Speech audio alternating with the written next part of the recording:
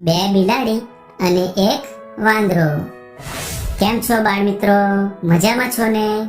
બાળ મિત્રો, આજે આપણે બે બિલાડી અને એક વાંદરાની સરસ મજાની એક વાર્તા જોવાના છે. એ વાર્તામાંથી આપણને શું શીખવા મળે છે એ આપણે વાર્તાના અંતમાં જોઈશું. તો ચાલો જોઈએ બે બિલાડી અને એક વાંદરો. એક ગામમાં બે બિલાડીઓ રહેતી હતી. એ બંને બિલાડીઓ તો ગામમાં સાથે જ હરતા અને ફરતા. આમ તો બંને બિલાડીઓ પાક્કા મિત્રો હતા, પણ ક્યારેક ક્યારેક એકબીજા સાથે લડતા ઝઘડતા અને એકબીજાથી રિસાઈ પણ જતા અને ફરી પાછા હળીમળીને રહેવા પણ લાગતા. એક વખત એ બંને બિલાડીઓ ભોજનની શોધમાં ગામમાં ફરવા માટે નીકળી અને ફરતા ફરતા તેમણે જોયું તો એક ઘરમાંથી ઘરના બધા લોકો બહાર જઈ રહ્યા હતા.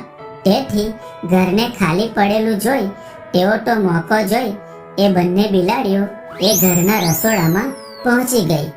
ત્યાં જઈને જોયું તો એક સરસ મજાનો ગોળ ગોળ રોટલો હતો. એ રોટલો જોઈ બંને બિલાડીઓના મોંમાં તો પાણી આવી ગયું અને બંને બિલાડીઓએ તો છલાંગ લગાવી રોટલો મેળવવા તરાપ મારી. બંને રોટલાની સામસામે ઊભી થઈ એકબીજા સાથે લડવા લાગી. એક બિલાડી કહે, આ રોટલો તો મારો છે. બીજી બિલાડી કહે, અરે ના ના, આ રોટલો તો મારો છે, એ તો હું જ ખાઈશ. તો પેલી બિલાડી કહે, પણ એ રોટલો તો પહેલા મેં જોયો છે, એટલે એ રોટલો હું જ ખાઈશ. ના ના, એ રોટલો તો હું જ ખાઈશ. ના ના, હું ખાઈશ. ના ના, હું ખાઈશ. ના ના, હું ખાઈશ. એમ તેઓ તો બંને લડવા લાગ્યા. લડતા લડતા તેમાંની એક બિલાડી રોટલો લઈને ભાગી. સાથે સાથે પેલી બિલાડી પણ સાથે સાથે જ ભાગી અને બંને રોટલો લઈ ગામની બહાર એક ઝાડ પાસે પહોંચી ગઈ. ત્યાં જઈ ફરી એ બંને તો ઝઘડવા લાગી. આ રોટલો મારો છે. ના, આ રોટલો મારો છે. આ રોટલો મારો છે. ના, આ રોટલો મારો છે. એમ એ બંને બિલાડીઓ તો રોટલા માટે ખૂબ ઝઘડવા લાગ્યા. ત્યારે ત્યાં ઝાડ ઉપર એક વાંદરો બેઠો હતો. એ આ બધો તમાશો જોઈ રહ્યો હતો. વાંદરાને પણ ખૂબ ભૂખ લાગી હતી. વાંદરાને એ રોટલો ખાવાની ઈચ્છા થઈ. વાંદરો તો એ રોટલો પડાવવાનો વિચાર કરવા લાગ્યો. ત્યારે વાંદરાને વિચારતા વિચારતા એ રોટલો પડાવવાની યુક્તિ મળી ગઈ અને એ તો છલાંગ લગાવી એ બંને બિલાડીઓ પાસે પહોંચી ગયો અને બોલ્યો, અરે મારી વાલી બિલાડી મિત્રો, તમે લડો છો કેમ? ત્યારે એક બિલાડી કહે, આ રોટલો પહેલા મેં જોયો છે, એટલે મારો છે. તો બીજી કહે, ના ના, એ રોટલો તો મારો છે, એને મેં પહેલા જોયો છે. ત્યારે વાંદરો કહે, અરે અરે, તમે લડાવો નહીં, મારી પાસે એનો એક ઉપાય છે. તો બિલાડીઓ કહે, શું ઉપાય છે વાંદરાભાઈ? વાંદરો કહે, હું તમને એ રોટલાના બે સરખા ભાગ કરી આપું છું. એક ભાગ તારો રહેશે ને એક ભાગ તારો, બરાબર? બંને બિલાડીઓ વાંદરાની વાતથી સંમત થયા અને કહે, સારું વાંદરાભાઈ, તમે અમને રોટલાના બે ભાગ કરી આપો. વાંદરો કહે, સારું, તો રોટલાના સરખા ભાગ કરવા માટે હું ત્રાજવું લઈ આવું છું. એમ કહી વાંદરો કૂદતો કૂદતો ગામમાં જાય છે અને ગામમાંથી ત્રાજવું લઈ આવે છે.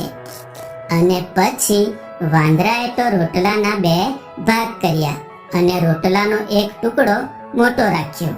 ત્રાજવાના બંને ભાગમાં રોટલાનો એક એક ટુકડો મૂકી દીધો અને ત્રાજવું ઊંચક્યું. તો જે બાજુ રોટલાનો ટુકડો મોટો હતો એ ભાગ નમી ગયો. વાંદરો કહે, અરે અરે, આ બાજુનો ટુકડો તો મોટો થઈ ગયો. તમને વાંધો ના હોય તો હું મોટા ટુકડામાંથી થોડો ટુકડો ખાઈને સરખો કરી આપું. બિલાડીઓ કહે, સારું વાંદરાભાઈ.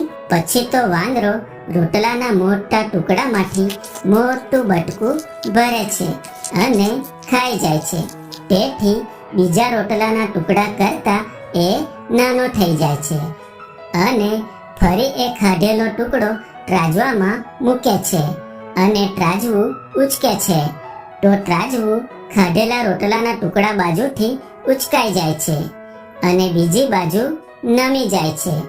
તો ફરી વાંદરો તો બિલાડીઓને પૂછી રોટલાનો ભાગ સરખો કરી આપવા વધી ગયેલા રોટલાના ટુકડા પર બટકું ભરી રોટલાના ટુકડાને માપે છે અને ફરી એક બાજુ નમે છે. તો ફરી એ ટુકડામાંથી બટકું ભરે છે અને ફરી ટુકડાને તોલે છે અને ફરી એક બાજુ નમતા એ ટુકડામાં બટકું ભરે છે. આમ કરતા કરતા રોટલાના ટુકડા નાના થતા ગયા અને છેલ્લે એક જ બાજુ રોટલાનો એક નાનો ટુકડો બચ્યો. પછી વાંદરો કહે, મારી વાલી બિલાડી મિત્રો, મેં તમે ઝઘડો નહીં તે માટે રોટલાના સરખા ભાગ કરવામાં ખૂબ મહેનત કરી છે. તેથી મને પણ મારો ભાગ મળવો જોઈએ. તેથી હું આ નાનકડો ટુકડો મારા ભાગનો લઈ લઉં છું. એમ કહી જે વધેલો ટુકડો હતો એ પણ વાંદરો ખાઈ જાય છે અને વાંદરો તો કૂદતો કૂદતો ત્યાંથી જતો રહે છે અને બિલાડીઓ તો એકબીજાનું મોઢું જોતી રહી જાય છે અને એમને પોતે છેતરાય છે એનો ખ્યાલ આવી જાય છે. પણ હવે શું થાય? તો બાળ મિત્રો, મજા આવીને આ વાર્તા જોવામાં.